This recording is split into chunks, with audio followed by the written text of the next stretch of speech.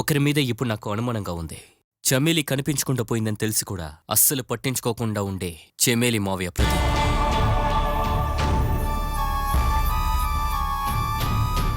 మేము ఆయన గురించి ఎంక్వైరీ చేయబోతున్నాం.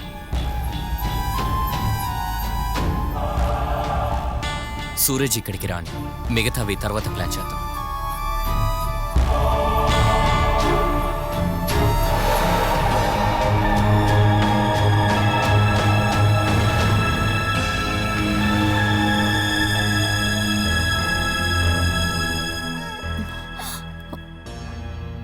ఏంటమ్మా ఇది? మనకిటువంటి పరిస్థితి ఏర్పడింది. మీ నాన్నని నేను ఎంతగా కష్టపెట్టుంటాను.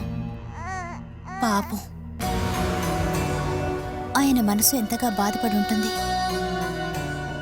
మనకు ఆ దేవుడు ఖచ్చితంగా తోడుగా ఉంటాడు. మనం ఎలాగైనా ఇక్కడి నుంచి తప్పించుకొని వెళ్ళిపోతాం.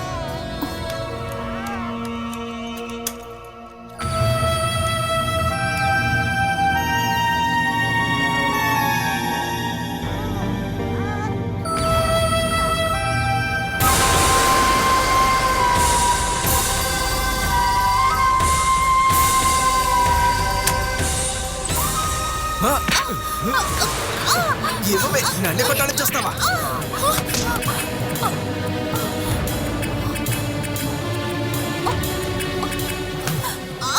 నన్ను కొట్టిపడేసి నువ్వు ఎక్కడికే వెళ్తావు?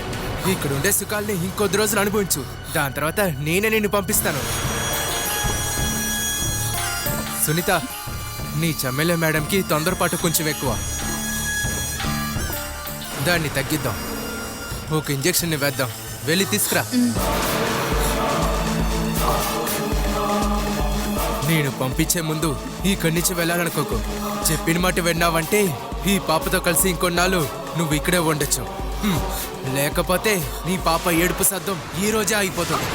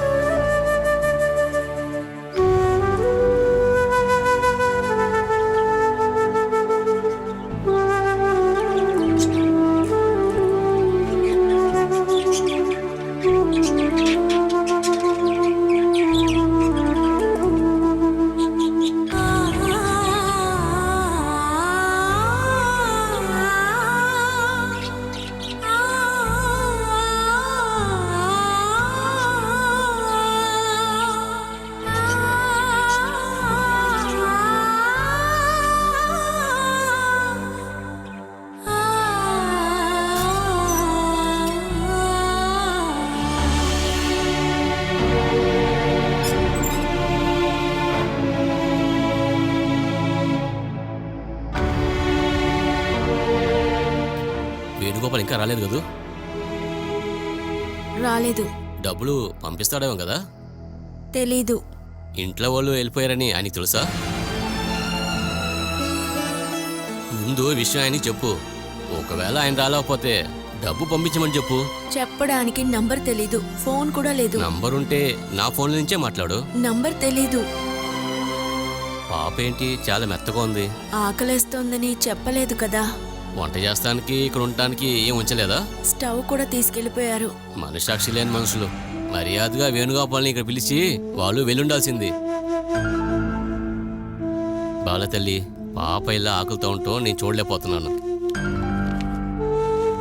ఇదిగో, దీంతో పాపకి ఏం కావాలో కొనిపెట్టు. నువ్వేం ఊరికే తీసుకోవద్దు. వేణుగోపాల్ రాగానే అద్దెతో పాటు ఈ డబ్బులు కూడా ఇచ్చేయి. తీసుకో. తీసుకోమ్మా.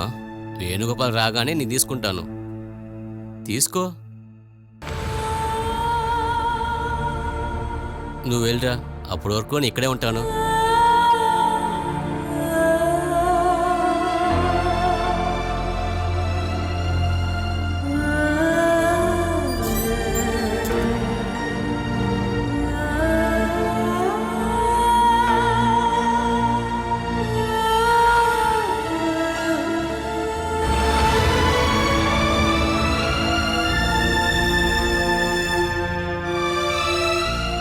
దానికి స్పృహ వచ్చినప్పుడల్లా ఈ ఇంజెక్షన్ వేస్తూనే ఉండు. మన అవసరం తీరేంత వరకు తాను ఈ స్థితిలోనే ఉండాలి. అయితే బిడ్డ విషయం, అప్పుడు ఆ విషయం ముందు చూడాలి. ఎస్, ఇక ఆ పాపతో మనకేంటి పని, ఫినిష్ చేద్దాం. త్వరలోనే కథ ముగిద్దాం. ఆ పాపను తీసుకొచ్చి రూమ్ లాక్ చేయి.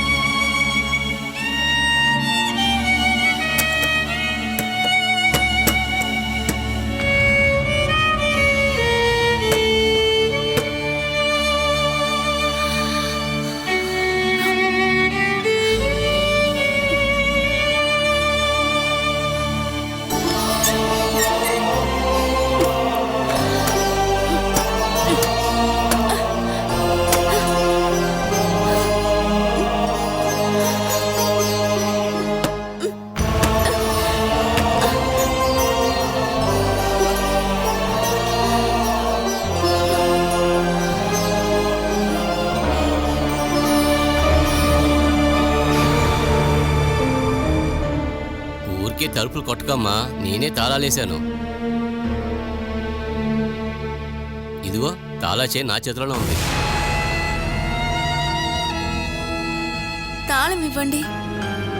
నాకు నెల అద్దె బాకీ ఉంది. ఇక్కడే ఉండాలనుకుంటే 2 నెలల అద్దె ముందే ఇవ్వాలి. అలా ఇచ్చారంటే ఈ తాళం చేయి మీకు ఇస్తాను. నేను లోపలికి వెళ్ళి చూశాను. నీది పాపది డ్రెస్సు బ్యాగులు ఉండటం చూశాను. నేనే తీసి ఇక్కడ పెట్టాను. అన్నీ ఇందులోనే ఉన్నాయి. దయచేసి తలుపులు తెరవండి. చంటి బిడ్డతో ఎక్కడికి వెళ్ళను. వెళ్ళమని నేను చెప్పానా? కానీ డబ్బులు కావాలి. లేదంటే రేపే ఈ ఇంటిని వేరే వాళ్ళకి అద్దెకిస్తాను. జయచంద్ర గారికి ఫోన్ చేశాను. ఇక్కడ ఉన్న వాళ్ళ దగ్గరే అద్దె తీసుకోమని ఆయన చెప్పారు. నీ విషయంలో సొంత తండ్రే జాలి చూపించలేదు, ఇక నీ చూపించాలా? నీ పరిస్థితి నాకు తెలుసు, కానీ డబ్బు విషయంలో మాత్రం నీ సహాయం చేయలేను. నా అద్దె డబ్బులు ఇవ్వలేకపోతే నువ్వు ఇప్పుడే వెళ్ళిపోవచ్చు. ఎక్కడ ఎక్కడికి వెళ్ళను. అదంతా నాకు తెలియదు. నాకు జయచంద్ర గారికే రెంటల్ అగ్రిమెంటు, అది అయిపోయింది. ఆయన దగ్గర నుంచి రావాల్సిన డబ్బుల్ని ఎలాగైనా నేను ఆయన దగ్గర నుంచి తీసుకోగలను. నువ్వు చీకటి పడేదాకా ఇక్కడ ఉండకుండా త్వరగా వెళ్ళు. నేను గేట్ తాళాలేయాలి.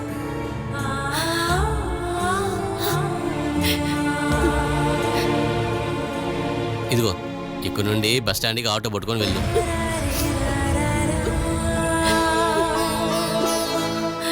వెళ్ళమ్మా, నన్ను ఇబ్బంది పెట్టుకో. వెళ్ళు.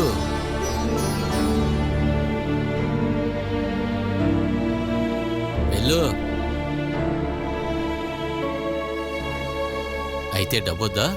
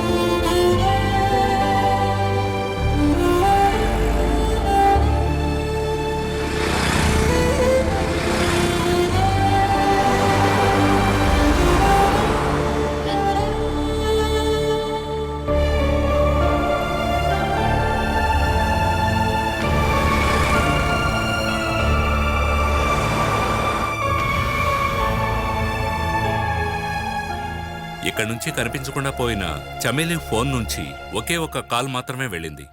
అది లాలీ ఫోన్ నెంబర్కి.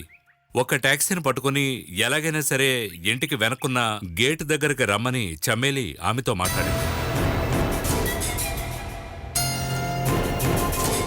లాలీ ఇక్కడికొచ్చిన తర్వాత ఒకసారి చమేలి కజిన్ ప్రదీప్ లాలీకి ఫోన్ చేశాడు. చమేలి ఫోన్ చేసినప్పుడు దొరకలేదు, అందువల్ల తన పరిస్థితి ఎలా ఉందో తెలుసుకోవడానికే కాల్ చేశానని చెప్పాడు. అందులో ఏదో స్పెల్లింగ్ మిస్టేక్ ఉన్నట్టుగా ఉంది. ఈ విషయంలో ఆలోచించడానికి ఇంకేం లేదు. ఆ ప్రదీప్కి వ్యతిరేకంగా ఎంక్వైరీ చేయండి. ఎలాంటి ఎవిడెన్స్ లేకుండా కస్టడీలోకి తీసుకోలేవు. సుపీరియర్ ఆఫీసర్తో అతనికి చాలా కనెక్షన్స్ ఉన్నాయి, అందువల్ల స్ట్రాంగ్ ఎవిడెన్స్ కావాలి. కాదని కస్టడీలోకి తీసుకుంటే నా జాబ్ పోతుంది. అఫీషియల్గా ఎంక్వైరీ చేస్తాను కదా ఇబ్బంది. అదెలా చేయాలని ఆలోచిద్దాం. ముందు తను ఈ ఊరికి రానివ్వు. అతను ఎక్కడికి వెళ్ళాడు?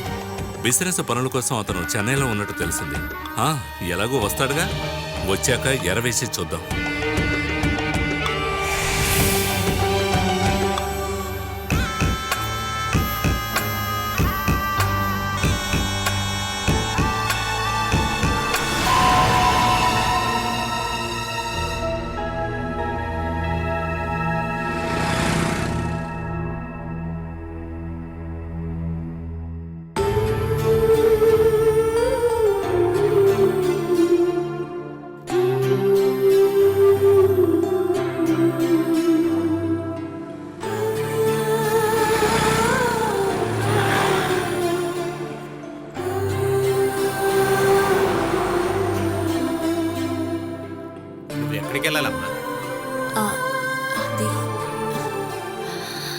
నేను ఇందాక ఇటు వెళుతున్నప్పుడు చూశాను.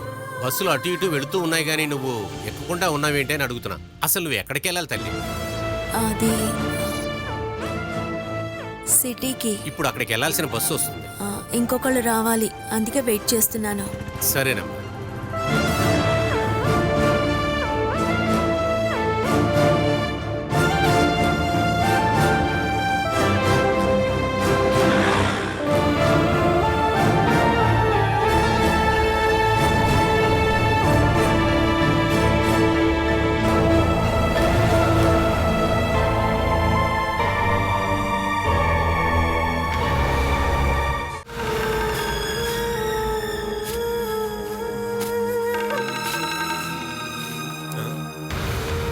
ఆహా, ఇదేంటి ఈరోజు కొత్తగా ఉంది? నాతో పనులన్నీ చేయించుకోవాలనే కదా మీరందరూ ఆలోచిస్తారు. నిజం చెప్తున్నా అమ్మా, ఈ ఇంటి పనులు చేయటం నా భార్యకి మాత్రమే తెలుసు అనుకున్నాను. కానీ ఒంటికి బాగా ఎక్సర్సైజ్ లా ఉంటుంది. కానీ అరే సతీష్, నీకు మనక్షేచి ఉందరా? సొంత తల్లితో పని చేయించడానికి నువ్వు చూపించే ఉత్సాహం ఉంది చూడు, అది నీ భార్యతో చూపించరా. చెత్త ఎదవ. ఓ, ఇన్ని రోజులు ఈ ఇంటి పనులు ఎవరు చేస్తూ ఉన్నారు? ఆ రోజు ఈ ఇంట్లో ఎవరు కనబడలేదా నీకు? నువ్వు కూడా చూస్తూనే ఉన్నావుగా. కష్టపడి రక్తం ఓడ్చేరా మిమ్మల్ని అందరినీ పెంచాను. నా ఆరోగ్యం బాగున్నంత వరకు ఎంతటి పనైనా చేయగలను. సమస్య లేకపోతే పనిచేసేటప్పుడు ఎందుకు ఆయాసం వస్తుంది? అయ్యో, నన్ను చూడటం వల్ల ఏ ప్రయోజనం లేదు. నువ్వు తీసుకున్న గోతులో నువ్వే పడిపోయావు. బాధ్యతలన్నీ సుమేష్కి వాడి భార్యకి ఇచ్చేటప్పుడే నువ్వు ఆలోచించాల్సిందే. ఇప్పుడు వాళ్లే కదా ఇంటి పెద్దలు. ఆశ చెప్పింది చేయటానికి నా భార్యని నేను అసలు ఒప్పుకోను. ఎలా చూసే ఇంటి పెద్ద కోడలు అనేలానే కదా, తన్ని అవమానించడానికి అదంతా చేశావు. ఇన్ని మాటలు మాట్లాడుతున్నావు. ఈ ఇంటి కోసం ఏం చేసావురా? ఆశ డబ్బు వల్ల ఇంటికి జప్తు రాలేదు. దాని దయవల్లే ఇంట్లో అందరం ఇప్పుడు బతుకుతున్నాం. 3 లక్షల రూపాయలు ఇచ్చారని నువ్వు ఈ పనులన్నీ చేస్తున్నావా? చాలా కష్టంగా ఉందమ్మా నీ పరిస్థితి. అయితే బ్యాంకుకి డబ్బు నువ్వు కట్టరా. మనకున్న చోట్ల 1 ఎకరం అమ్మితే మనకున్న సమస్యలన్నీ తీరిపోయేవి. నిధి దగ్గర బోతలాగా అడ్డుపడకుండా ఉంటే అమ్మేసి అప్పులు తీర్చొచ్చు కదా. మనకు వ్యతిరేకంగా ఏదో పెద్ద కుట్ర జరుగుతున్నట్లు అనిపిస్తోంది. నువ్వు కొంచెం కోపంలోనే ఉండు, నేను అంటున్నట్టు మాట్లాడతాను. ఏంటి ఏం మాట్లాడలేదు? నేను చెప్పింది కరెక్టే కదా నాన్న? నీ మనసులో ఉన్న ఉద్దేశం నాకు బాగా అర్థమైందిరా. నేను ప్రాణాలతో ఉన్నంత వరకు ఇల్లు గాని స్థలం గాని అమ్మడానికి వీల్లేదు. అదే కదా. వచ్చారు కదా ఈ ఇంటి రాణి మహారాజు. నువ్వురా.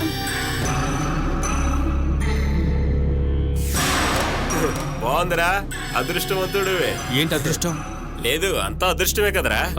అయ్యో అత్తయ్య, ఈ పనులు మీరు చేస్తున్నారే? బయట ఉన్న మట్టి అంతా తొక్కుకుంటూ ఇంట్లోకి వచ్చి మురికి చేసి ఎన్నాళ్ళయిందే. ఒక్కసారైనా తుడవాలన్న ఆలోచన రాలేదు. చివరికి మా అమ్మే ఉంది ఈ చోటు క్లీన్ చేయడానికి. ఏ నానా? ఎందుకమ్మా నువ్వు ఇచ్చేస్తున్నావు? చేయడానికి వదిలిందిగా. అదేంట్రా, తన ఇంటి పని మనిషా? ఏంటి సతీష్ బావా, పని మనిషి అయితే మాత్రమే ఇంటి పనులు చేయాలా ఏంటి? సతీష్ అనే చెప్పేదాన్ని బట్టి చూస్తుంటే అనిల వదిన లోపలుంది కాబట్టి నువ్వేనమ్మా పని మనిషి.